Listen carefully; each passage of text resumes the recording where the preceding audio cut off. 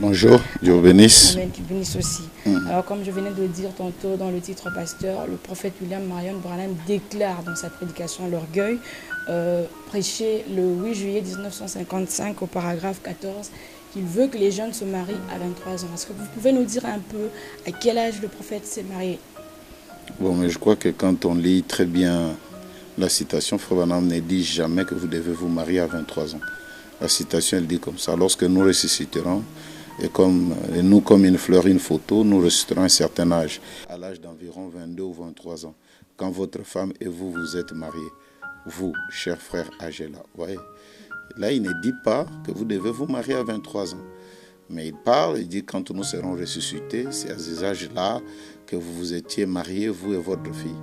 Je ne vois pas une obligation là où Frère Branham dit que vous devez vous marier à 23 ans. Alors, pasteur, quel est l'écart maximum entre l'homme et la femme en ce qui concerne le mariage? Je crois que se marier, Frère Branham lui-même, il s'est marié à 25 ans. Sa femme, Hop, avait 21 ans.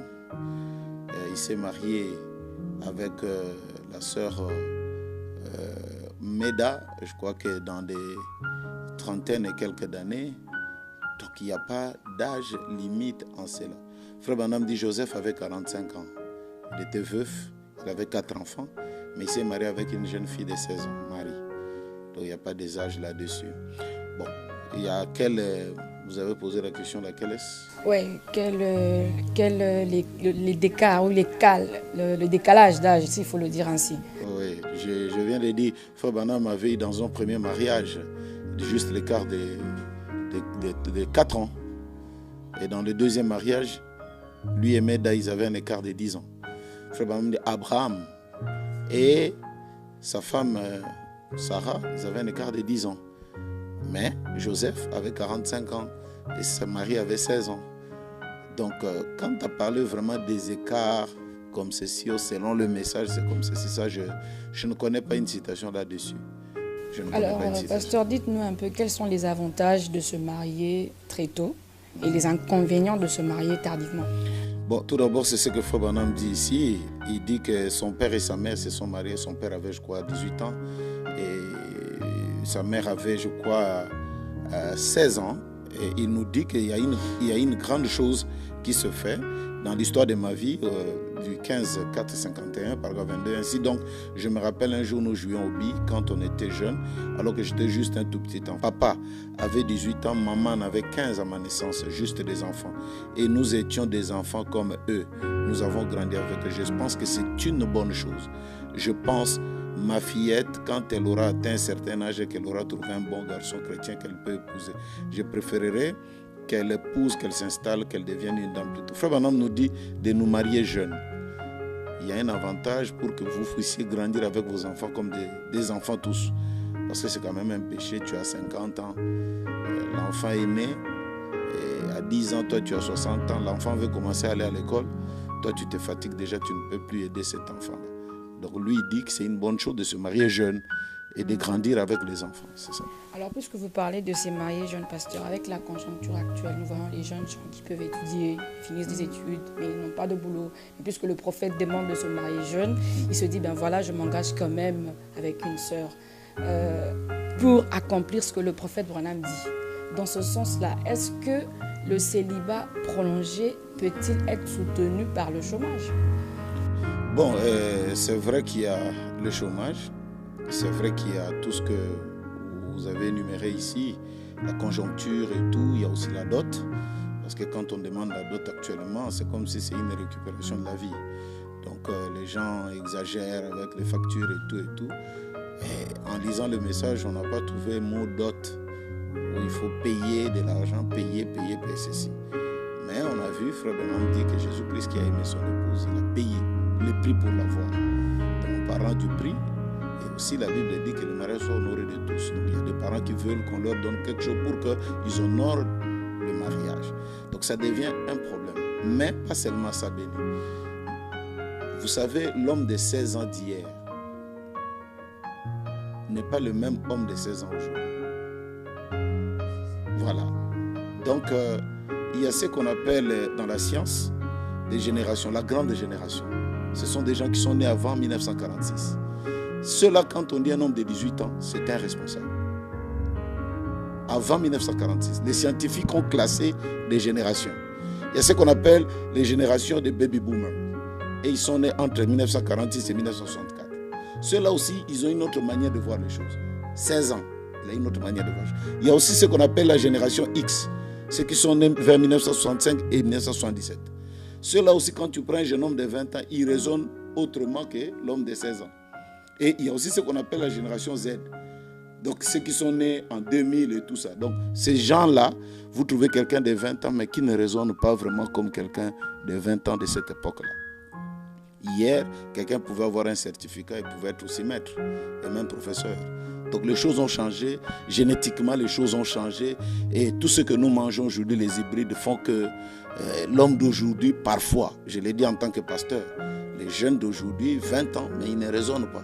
Et même les scientifiques disent que cette génération, des générations Y, c'est des générations qui veulent rester enfants tout le temps. Ils ne veulent pas grandir. Ils ne veulent pas grandir. La génération Y, ils sont intelligents quand on laptop, technologie et tout, mais ils n'ont pas la sagesse d'aller se débrouiller seuls. On dit que c'est même la génération qui enseigne aux parents comment vivre. Tu peux prendre le téléphone comme ça, c'est lui qui te montre, voilà, la télévision, on ouvre ici et tout, mais la sagesse de vivre avec une femme et tout, c'est parfois, l'intelligence est différente de la sagesse. Alors, pasteur, ce sont ces jeunes-là qui veulent déjà s'engager, puisque le prophète l'a dit. Oui. Est-ce vraiment le moment pour eux, ou bien il faudrait attendre encore? Un jeune qui a 22 ans ou 23 ans, il dit qu'il veut vraiment s'engager pour accomplir l'écriture du prophète, parce que le prophète a dit, mariez-vous jeune. Quoi qu'il n'ait rien par la foi, il pense que Dieu fera quelque chose. Lui-même, il a dit, mariez-vous jeune en parlant de ses parents. Son père avait 18 ans, sa mère avait 15 ans. Lui-même, il s'est marié à 25 ans. Moi qui vous parle, je me suis marié à 25 ans. Et mon épouse avait 23 ans. Donc, on a une différence de 2 ans. Voilà. Donc, je ne peux pas mettre, Joseph s'est remarié à 45 ans, je ne peux pas mettre une tranche d'âge comme ça, dire non, à partir d'ici, à partir de cela. Moi, je trouve que la condition, c'est avoir le Saint-Esprit. Le premier, le tout, c'est avoir le Saint-Esprit. De deux, avoir la possibilité, parce que là, le mariage est une responsabilité. La personne qui doit venir, vous devez la nourrir. Vous devez aussi prendre soin, parce que dans pas très longtemps, vous serez à 3. Il y aura une trinité là. Vous êtes à 2, et puis il y aura une troisième, il y aura une quatrième. Bon, maintenant, comment même Jésus a dit, je m'en vais vous préparer une place pour venir vous chercher. Maintenant, toi, tu prends une femme. Est-ce que tu as préparé une place pour les enfants de Dieu qui vont venir à la maison là? Voilà, donc tout ça, c'est des problèmes. Vous êtes encore chez les parents. Je ne dis pas l'âge, mais moi, je parle beaucoup plus en termes de Saint-Esprit et de possibilités. Et surtout la responsabilité de cette affaire que vous allez maintenant désormais assumer. Pour un jeune qui est responsable, il a étudié, mais il n'a pas de moyens. Il veut vraiment s'engager. Il dit, Dieu fera quelque chose par la foi. Je m'engage, je crois en mon Dieu. Qu'est-ce que vous pouvez lui dire, pasteur? S'il y a vraiment quelque chose dans lequel il ne faut pas s'hasarder, c'est celui-là. Alors, donc, il ne faut pas présumer. Présumer veut dire s'aventurer sans autorité. Alors, vous n'allez pas manger les diplômes. Vous n'allez pas manger le français. Vous n'allez pas manger l'anglais, le Word, l'Excel, tout ce que vous connaissez là. La réalité va vous rattraper. Donc je crois qu'il faut faire un peu comme Frère Branham disait à M. Brombeck, qu'avec ces mains-là, je ferai tout pour qu'elles ne puissent pas mourir de faim. Faire tout. Parce qu'il y a un problème, les diplômes, parfois aussi faire tout, peut aussi nettoyer les rues, aller nettoyer même les toilettes, vendre de l'eau, pour que la femme ne puisse pas mourir de faim. Alors, pasteur, un peu de mots, parce que nous tendons déjà presque à la fin de l'émission. Quelles sont les conditions sur lesquelles il faudrait tabler pour parler d'un choix ou pour s'engager? De deux côtés, en fait. Oui, de deux côtés, c'est ce que Frère Branham dit. Il faut tout d'abord beaucoup prier, à part le fait d'avoir des moyens, le fait d'avoir le Saint-Esprit, beaucoup prier que Dieu puisse vous montrer la femme qu'il vous faut. Parce qu'aujourd'hui, tellement il y a trop de pression des réseaux sociaux, de ceci. J'ai vu la sœur telle dans un clip, elle est en train de danser. J'ai vu telle sœur dans un tel truc. Alors parfois, les jeunes gens contournent un peu. Ils sont trop intelligents. Ils sont trop intelligents. Il faut prier, revenir un peu à cette vieille école, la généalogie, prier, que Dieu vous révèle. Moi, je suis pasteur, je vous dis qu'il y a de ces choses. Les jeunes frères vous disent, moi, ma femme, c'est celle. Après 2 jours, oh non, il a déjà quelqu'un d'autre. Mais on dit que Dieu ne révèle pas quand même la femme d'un doigt. Il faut toujours tenter, au fait. Non, la parole de Dieu n'a pas dit ça. Le mariage est une révélation. une révélation, ce n'est pas de la blague. Une révélation, c'est Dieu qui descend, qui parle à l'individu, qui nous montre.